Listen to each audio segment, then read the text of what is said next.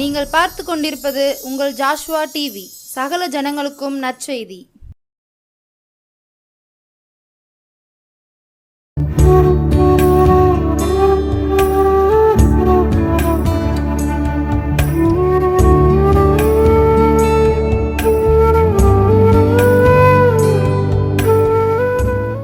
தேவனுடைய நாமம் மகிமைப்படுவதாக. இந்த வேளையிலும் கூட ஜோஷ்வா டிவி நேயர்கள் அனைவருக்கும் ஜீசஸ் லவ்ஸ் பள்ளிகளின் மூலமாக உங்கள் அனைவருக்கும் எங்களுடைய நன்றிகளையும் வாழ்த்துக்களையும் தெரிவிக்கிறேன். அற்புதங்களை செய்கிற தேவனை நாம் நம்முடைய ஆண்டவராக வைத்திருப்பதனால் அதிசயங்களை காணும்படியாக அவர் செய்கிற ஒரு வல்லமையுள்ள தேவனாய் நமக்கு விளங்குகிறபடியால் உங்கள் அனைவருக்கும் சமாதானமும் சந்தோஷமும் உண்டாவதாக. இந்த வேளையிலும் கூட நான் உங்களிடத்தில் பேச வேண்டும். எப்படி எதை குறித்து பேசுவோம் என்று சொல்லும்போது எனக்கு ஒரு சில ஆலோசனைகளை நான் எடுத்து பார்க்கும்போது, வேதாகமத்தை திருப்பி பார்க்கும் பொழுது, ஒரு ஊழியக்காரன், ஊழியம் செய்பவன் யார் புகழ வேண்டும், எது அவனை புகழ வேண்டும் அப்படின்னு சொல்லி பார்த்தா இன்றைக்கி பலதரப்பட்டமான ஊழியங்கள் எங்கே பார்த்தாலும் தனிநபர் ஊழியங்கள், தனியாக சர்ச்சஸ் இப்படிலாம் வச்சுருக்கிறாங்க. ஆனால் அவர்கள் எதிர்பார்ப்பது ஆண்டவருடைய நாமத்துக்கு மகிமையாக உகந்ததாக இருக்கிறதா? இன்னும் கூட சிஎஸ்ஐ தேவாலயங்களில் அநேக குறைபாடுகளை நாம் பார்க்கிறோம். ஏன்னா மனமுவந்து ஊழியங்களை செய்கிற ஒரு சில குருவானவர்கள் இன்று இருக்கிறாங்க. ஆனால் கடமுறைக்காக பணியாற்றக்கூடிய ஒரு சிலர் இருக்கிறார்கள். ஏன்னா மனவேதனையோடு கூட சொல்லக்கூடிய ஒரு சில காரியங்களை பார்க்கும் பொழுது ஆண்டவர் தான் ஊழியக்காரங்களை நம்ம புகழணும். ஆனால் அப்படி புகழணும் அப்படின்னு சொல்லும்போது முதல்ல ஒரு 3 காரியங்களை நான் புகழ்ச்சிக்காக எடுத்து வைக்கலான்னு நினைக்கிறேன்.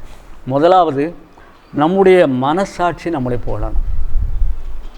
ஏன்னா மனசாட்சிக்கு பயந்து நடக்கிறவன், வேதாகமத்தில் சொன்னபடி, நீ கொஞ்சத்திலே உண்மை உள்ளவனாக இருந்தால் உன்னை அநேகத்திலே அதிகாரியாக வைப்பேன் என்று சொல்லப்பட்டிருக்கிற வசனத்தை நாம் பார்க்கிறோம். உண்மை உள்ளவர்களாக இருக்கிறோமா? மனசாட்சிக்கு பயந்து நடக்கிறவர்களாக இருக்கிறோமா? அன்றைக்கி அநேகத்தை பார்த்தோம்னா மனசாட்சியே கிடையாது.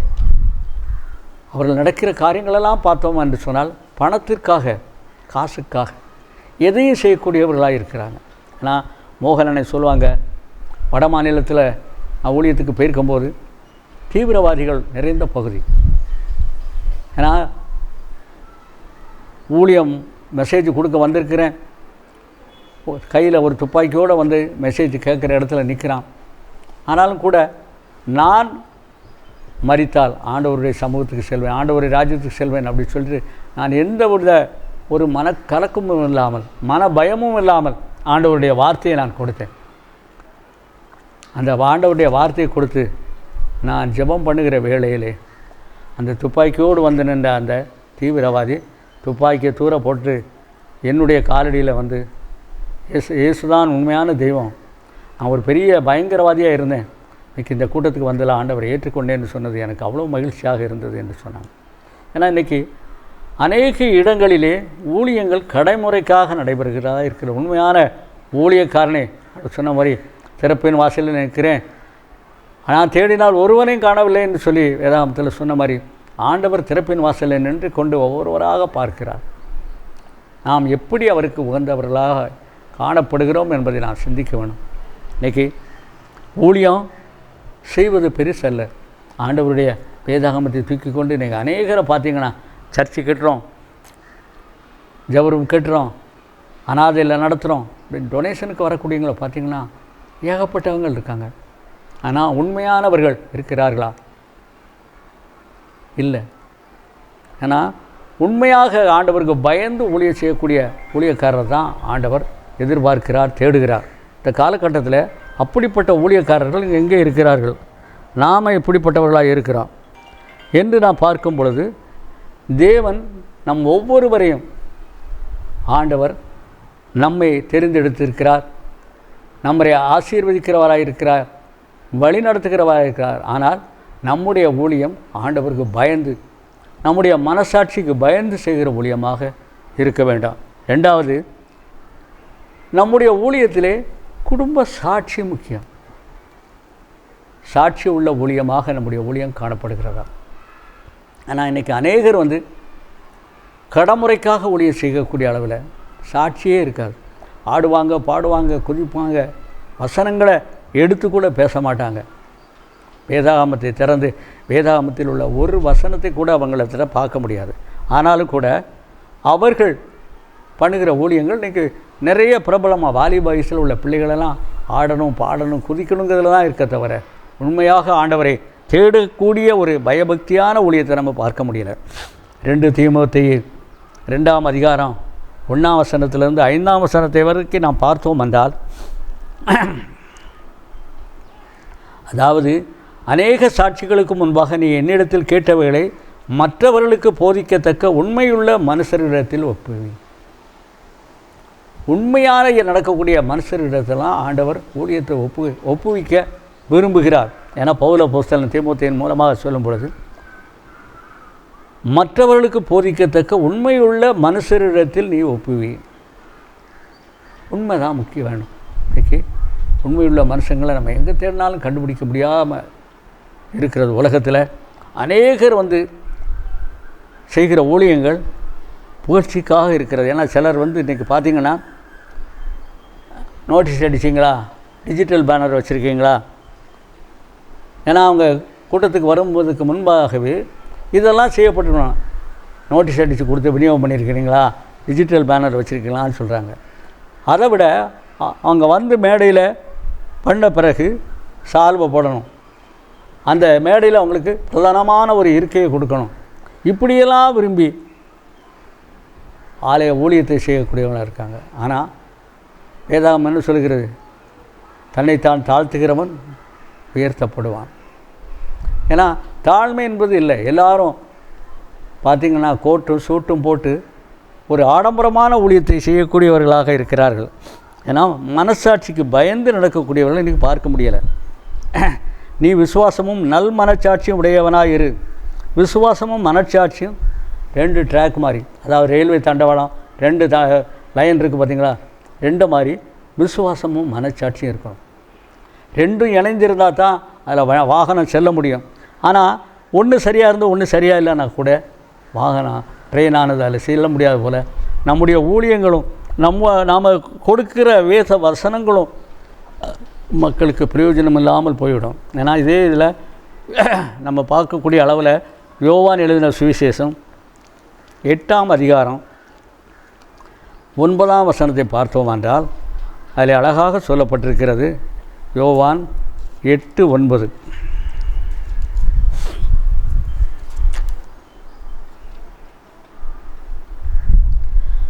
அவர்கள் அதை கேட்டு தங்கள் மனச்சாட்சியினால் கடிந்து கொள்ளப்பட்டு பெரியோர் முதல் சிறியோர் வரைக்கும் ஒவ்வொருவராய் போய்விட்டார்கள்.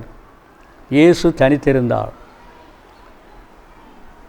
இது என்ன சம்பவத்தை பற்றி நாம் பார்க்கிறோமானால், ஒரு விபச்சாரத்திலே கையும் களவுமாய் பிடிக்கப்பட்ட ஒரு ஸ்திரியை வேதபாரகரும் பரிசேயரும் இயேசுவானவர்கிட்ட கொண்டாந்து நிறுத்துகிறாங்க. போதகரே, இந்த ஸ்திரீ விபச்சாரத்தினாலே கையும் மெய்யுமாய் பிடிக்கப்பட்டாள்.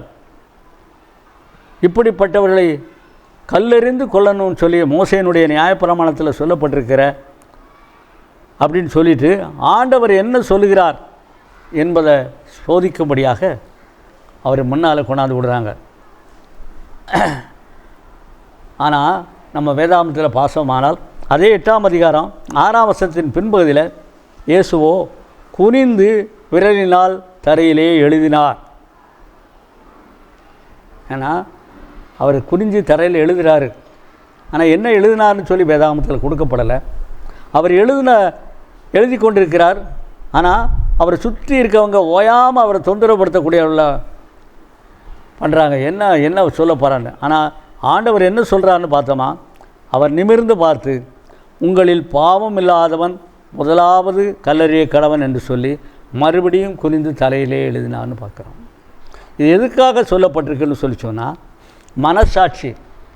மனசாட்சிக்கு பயந்து மனசாட்சிக்கு கட்டுப்பட்டதுனால சிறியோர் முதல் பெரியோர் வர பார்த்தோம்னா ஒவ்வொருத்தராக அப்படியே போயிட்டாங்க. அந்த ஸ்திரியை தவிர வேறு ஒருவரும் அங்கே காணப்படலை. இந்த சம்பவம் ஆண்டவர் எதற்காக சொல்லுகிறார்னு சொன்னால், இன்றைக்கி ஊழிய பாதையிலே அநேகர் ஆண்டவருடைய வார்த்தைகளை எடுத்து அவங்க பேசும் பொழுது உண்மையிலே மனசாட்சிக்கு பயந்தவர்கள் செய்திகளை கொடுக்கிறார்களா? தேவனுடைய நாமம் மகிமைப்படும்படியாக அவர்களுக்கு தெரிந்த வார்த்தைகளை எடுத்துக்கொண்டு பேசுகிறாங்க தவிர மனசாட்சிக்கு கட்டுப்பட்டு. ஆனால் மனசாட்சிக்கு பயந்து இன்றைக்கு ஊழியம் பார்க்குறவங்க ரொம்ப சொற்பமான ஆட்களை நான் பார்க்குறோம். தேவனுடைய நாமம் மகிமைப்படும்படியாக.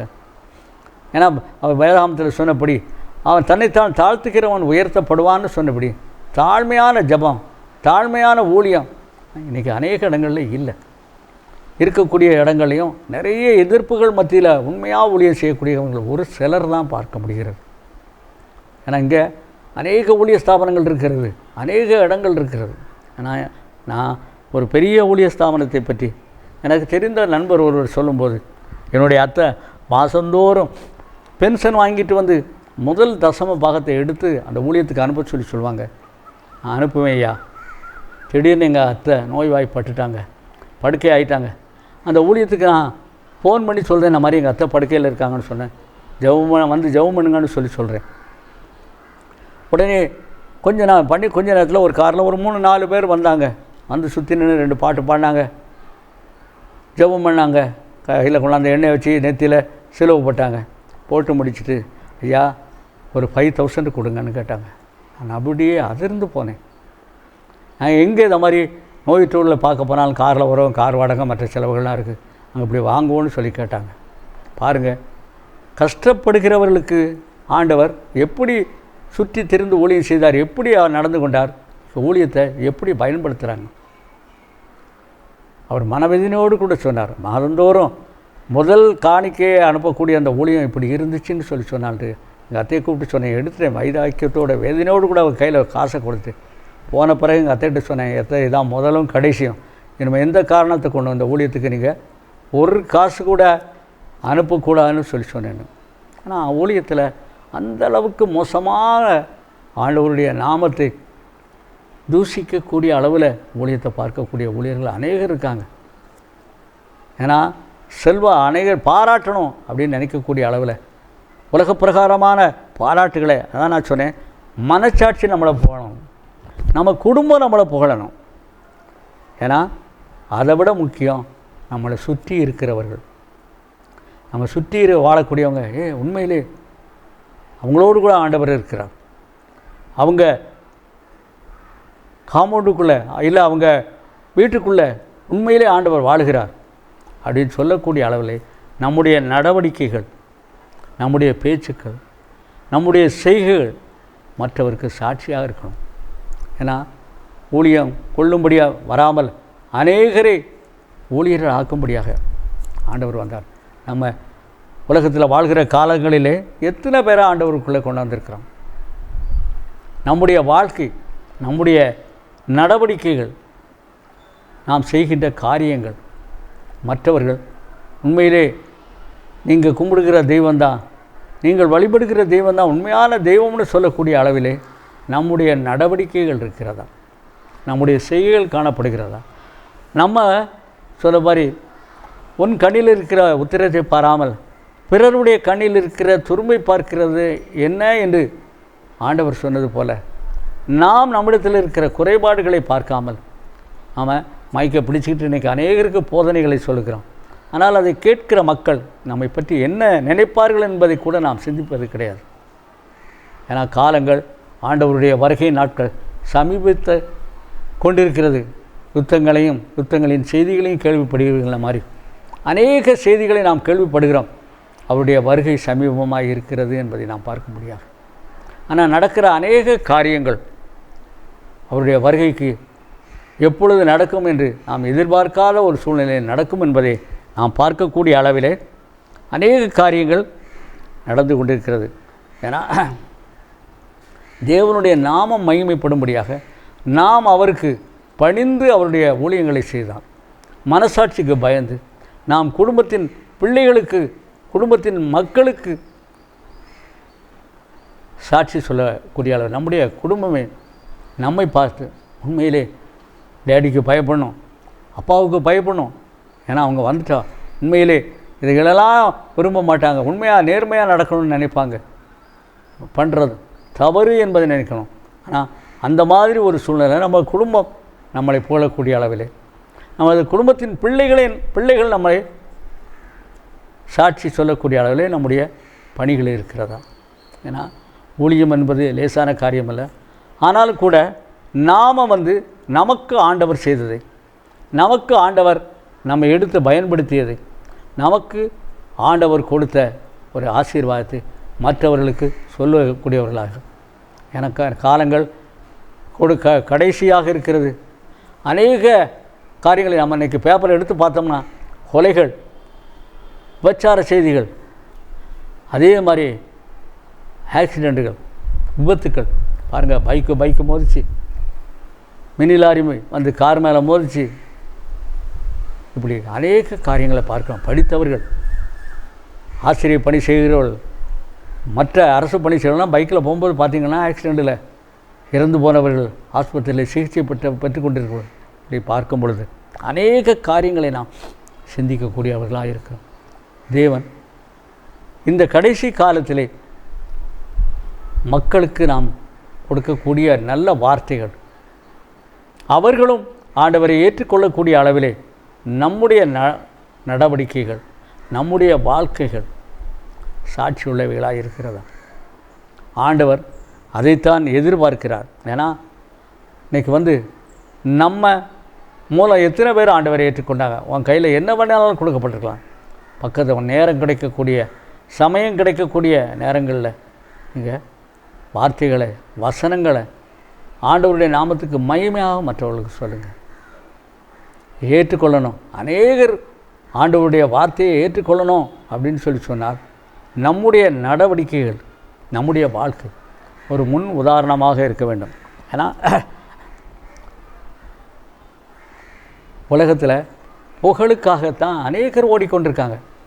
பார்த்திங்கன்னு சொன்னால் இன்றைக்கி ஊழியங்களில் அநேகர் புகழ்ச்சிக்காக, ஆண்டவருடைய நாமம் மகிமைப்படணும், ஆண்டவர் புகழப்படணுங்கிறத எதிர்பார்க்குறார். ஏப்பா இவரா ஒரு பெஸ்ட்டான ஊழியக்கார், அவர் பாடல் அப்படி பாடுவார், ப்ரோக்ராம் எடுத்தார்னா நடனம் ஆடி மக்களை அவ்வளோ வரையும் ஆட வச்சிருவார். ஆனால் தாவீதை போல நடனம் ஆடி அப்படின்னு சொல்லி வேதாமத்தில் சொல்லியிருந்தா, இன்றைக்கி அந்த மாதிரி நடனம் ஆடக்கூடியவங்க யாரும் இல்லை. எல்லாரும் குதிக்கதும் கும்மாளம் போடுவதுமாக அந்த மாதிரி ஒரு சூழ்நிலையில் தான் ஆண்டவரே அவர்கள் தரிசிக்கக்கூடியவர்களாக இருக்கிறாங்க. நம்முடைய வாழ்க்கை எப்படி இருக்கிற கடைசி காலத்தில் இருக்கிறோம்.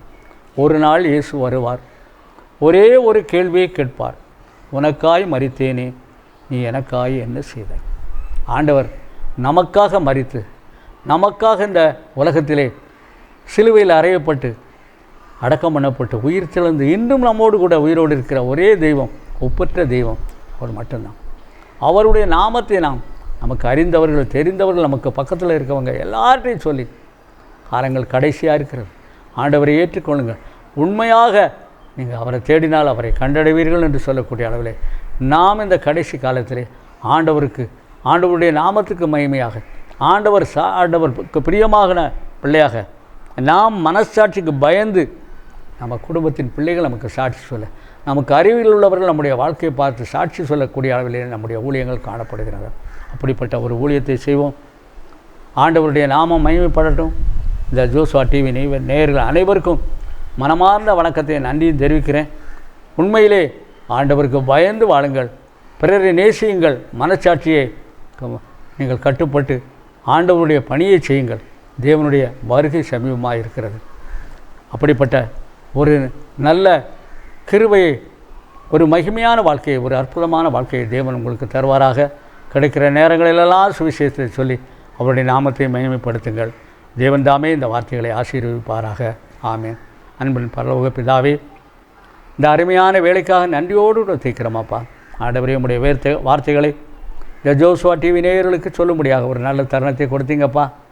அநேகர் ஆண்டவரே உடைய மந்தையிலே சேர்க்கப்பட, ஆண்டவரே குடும்பத்திலே சாட்சியாக, தங்கள் மனசாட்சிக்கு பயந்தவர்கள், பக்கத்தில் உள்ளவர்கள் சாட்சியாக வாழும்படியான ஒரு ஊழியங்களை செய்ய, நேரம் கிடைக்கும் போதெல்லாம் சுவிசேஷத்தை அறிக்கவும், உடைய நாமத்தை மகிமைப்படுத்தவும் கிருபை தாருங்கள். உடைய தெய்வீக பிரசன்னம் ஆண்டவரே, இந்த நிகழ்ச்சியை பார்க்கிற ஒவ்வொருவர் மேலும் இருக்கட்டும். பாதுகாத்து கொள்ளுங்க, வழிநடத்துங்க, ஆசீர்வதிங்க. விசேஷமாக இந்த ஜோசுவா டிவியின் அநேக இடங்களுக்கு செய்திகளை கொண்டு போகிற ஒரு நல்ல சேனலாக காணப்பட, அநேகர் உடைய மந்தையிலே சேர்க்கப்படுகிற ஒரு நல்ல ஊழியமாக காணப்பட ஜெபிக்கிறேன். தேவன் தாமே ஆசீர்வதிங்க, பாதுகாத்துக் கொள்ளுங்கள். மீட்பர் இயேசுவின் மூலம் ஜெபங்களும் ஜீவனுள்ள நல்ல பிதாவே, ஆமென்.